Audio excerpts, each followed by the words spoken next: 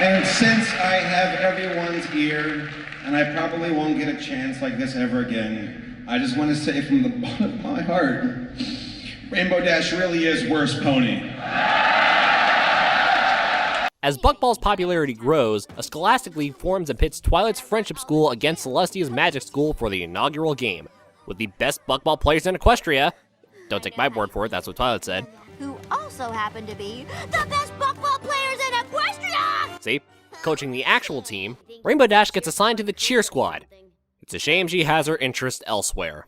Hello everyone, and welcome back to At the Screening. I'm the voice of reason. And I'm out of here! This episode was awful! 0 out of 5, never want to watch again! Fans of this unremorseful, rainbow-haired b***sicle should be ashamed of themselves! We're done! That's all, folks! Good night! Oh, no you don't. I just sit through this mess too, and it's our job to prove why it's a mess. Our job to prove why?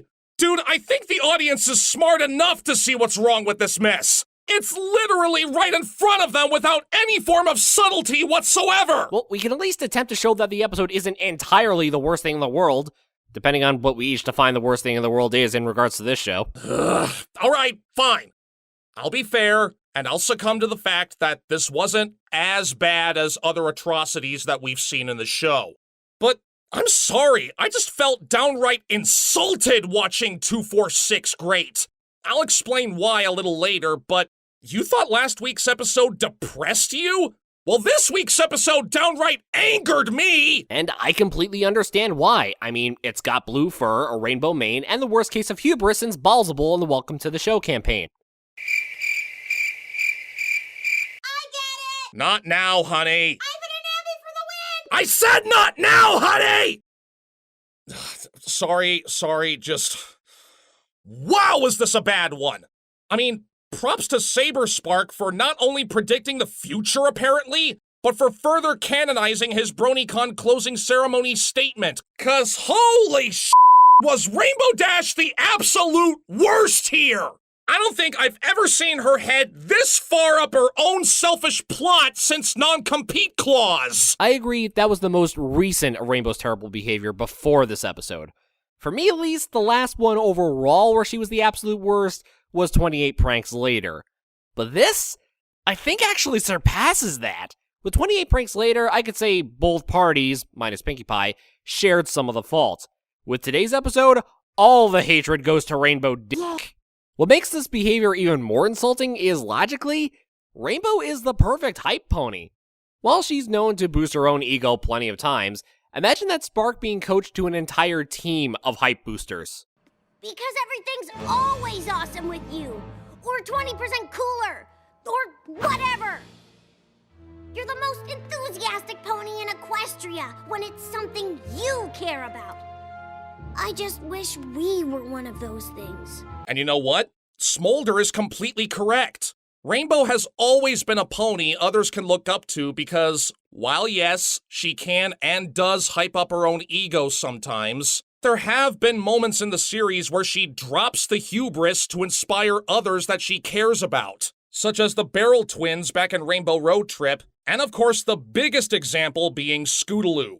This episode regresses Rainbow Dash so far backwards, it shows her having absolutely no sympathy for the cheer squad, making a good half of them run away crying in despair, particularly Yona and Ocellus. Two impressionable young students trying their best to fit in, learn something new, and be a part of the fun. And you're telling me that we're supposed to be rooting for this cyan-colored while she gets away with borderline verbal abuse? No. I, for one, find that completely unacceptable. Unless you're a military drill sergeant where it's part of your job curriculum to put others down so that you can toughen up new recruits so that they become more diligent soldiers. In any normal world, the kind of stuff Rainbow Dash did to the cheer squad would have gotten her immediately fired. Also, Rainbow not knowing a thing about cheerleading? You know, that's kind of funny, because last I checked, Rainbow is a pony who literally thrives on cheers, especially when it's toward herself. Did Mysterious Mare-Do-Well and Sonic Rainboom just not happen? Did the whole louder, yay scene mean absolutely nothing? And now you understand my issues with current Pinkie Pie episodes ignoring Party of One, A Friend Indeed, and Pinkie Pride. Consider us even. Okay, yes, we're even. Moving on. Good. So now that we've vented our frustrations and the main problem to why the episode doesn't work, I think we should highlight at least a couple of things that doesn't make the episode entirely unwatchable. First and foremost, Celestia proves once again her excitement cannot be contained, whether ziplining or cheering on her school. Though, a small suggestion, I know it's a sporting event, but maybe bring the Royal Cancel-Out voice to a 3 instead of an 11. Secondly, where was this version of Snip 6 seasons ago? I mean, I mentioned way back in the top 10 episodes of Season 6 that we could possibly see a future improvement for his character, like with what happened with Snails, the idiot savant that he is, never change. After the one good callback in this episode to Common Ground, Snips has morphed into a young entrepreneur banking on the success of Buckball. He even cares about the importance of the cheer squad to motivate the Friendship School's team, even if he's doing it to make some extra bits on the side. He's essentially become a less sketchy business version of Eddie from Ed, Edd and Eddy. I guess the scissors cutie mark now symbolizes slashing prices for profit. Yeah, doesn't help that over time, like Applejack's, I've noticed Snip's voice seems to have dropped a few notches, so now he almost sounds exactly like Eddie. But there's another thing I'd also like to point out. This will probably be the closest we'll get to an equestrian version of the Super Bowl, because in the end, no one cares who wins or loses, the halftime show is the only thing that's ever talked about, and, in an ironic twist, I was more interested in watching the commercials than watching the episode. And I'm not even a sports fan, so that's saying a lot. And considering the dud that Super Bowl 53 was, that's a big oof. Very big oof. But I'm sorry, voice. Even with Snip's little dose of characterization, it just wasn't enough for me to enjoy watching. And alright, this is about to get personal. It's soapbox time. Oh boy, I had a feeling this was coming. Alright, the stage is all yours. Thanks. As I mentioned earlier, there's one big reason why this episode was just insulting to me. And it revolves around a majority of what Rainbow said about cheerleading being pointless. So it wasn't great. Cheerleading's never great. That's why every pony gets up to get a snack during it. Why would you say ponies don't care about Cheer Squad? Because they don't. No, you don't. Now, I'm ashamed to admit it, but I used to think like Rainbow. Throughout my high school years, I never understood the purpose of cheerleading. I thought they were just simply a distraction from the game, which should be the main focus. But there was one person whom I was very close with who proved me wrong. And you know who that person was? My own mother. Before she passed away, not only was she a special needs teacher, but she was the head cheer coach at the high school she worked at. And to add to that, one of the cheerleaders in her squad was my sister. They actually took the time to talk to me on why cheerleading is important, as well as what goes on in cheer competitions and the like, and how it can also connect to my love of dancing. Snips is right. Cheerleaders do get the crowd excited, which helps pump up the team and motivate them more to try and win the game. It's a vigorous combination of gymnastics, dancing, and a whole lot of spirit. There's a lot more to cheerleading than people give it credit for. And my mom taught me that. Watching Rainbow Dash put down the cheer squad the way she did was just abhorrently painful to watch.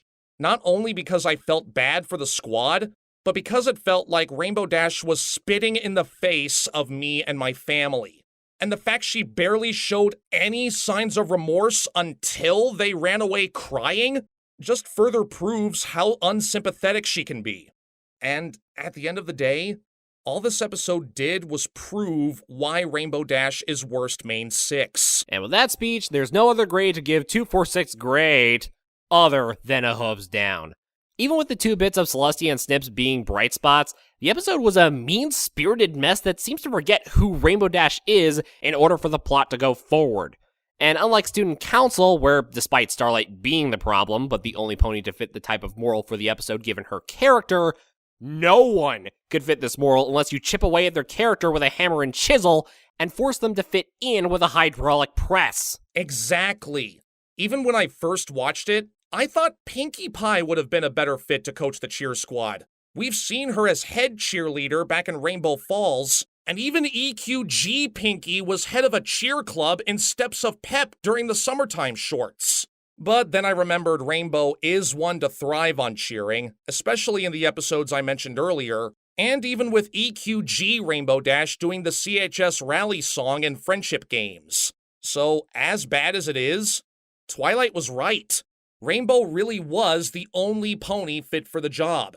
It's just really upsetting she had to become so unbearably scummy to make it work. This is definitely a top contender for worst episode this season for me. And honestly, I just can't bring myself to watch it ever again. Same, but hopefully next time we'll get a proper return for the Twinkie ship as we partake in a Trivial Pursuit.